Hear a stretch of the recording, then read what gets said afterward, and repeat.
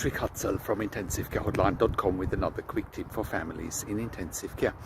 So I made a video a couple of days ago with a client that has their father in ICU for 120 days, nearly for 4 months with a tracheostomy on ventilation.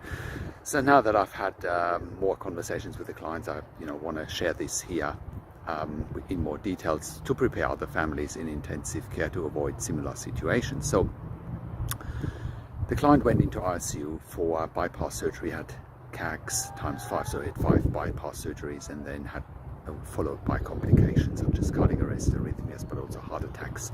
And then he had difficulties weaning off the ventilator initially, but got successfully extubated after a couple of weeks, had to be reintubated after aspiration pneumonia, then ended up with a trach. After about another 2 weeks of a trach, he actually got decannulated and then again was struggling to breathe and ended up with the tracheostomy back in his neck. And now he's been on the ventilator since about 23rd of September, so for a very long time. And now it looks like he can't get off the ventilator, and it looks like he's got pulmonary fibrosis, which will make it difficult for him, but not impossible, to wean off the ventilator.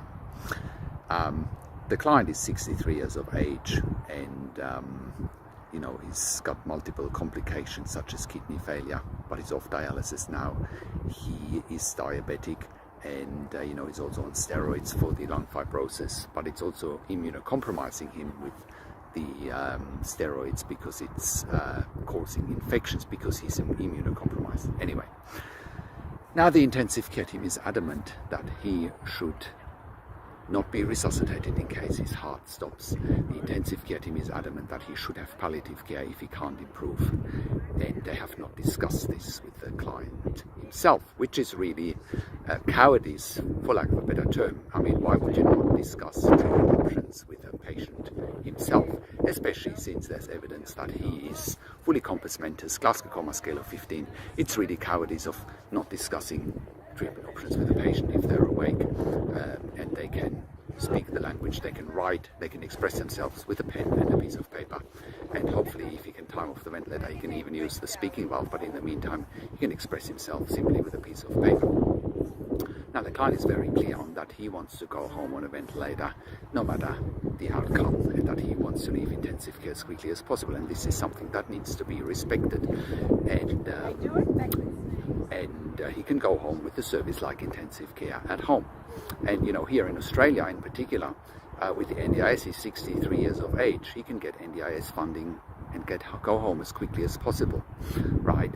And it cuts the cost of the intensive care bed by around 50%. It frees up the intensive care bed, and more importantly, it helps ICUs to create bed capacity, and more importantly, it helps the family and the patient to get what they want, which is what healthcare is all about. Saying things like that dying is in his best interest, it's just a whole lot of rubbish.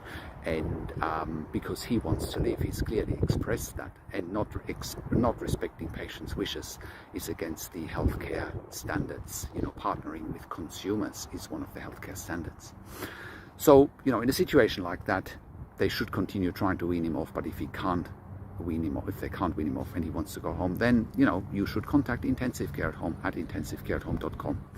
Now, if you have a loved one in intensive care and you need help, go to intensivcarehotline.com, call us on one of the numbers on the top of our website, or simply send us an email to support@intensivcarehotline.com.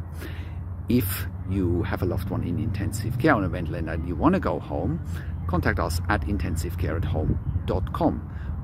Contact us on one of the numbers at intensivcareathome.com, or send us an email to info@intensivcareathome.com. Also, have a look at our membership for families in intensive care at intensivcaresupport.org, where you have access to me and my team to ask questions about intensive care or intensive care at home 24 hours a day. If you need a medical record review, please contact us as well, especially if you want a medical record review while your loved one is in ICU, or even after ICU. If you suspect medical negligence, please contact us as well. Like the video, and subscribe to my YouTube channel for regular updates for families in intensive care and intensive care at home. Click the notification bell, share the video with your friends and families, and comment below what you want to see next or what questions and insights you have from this video. Thanks for watching.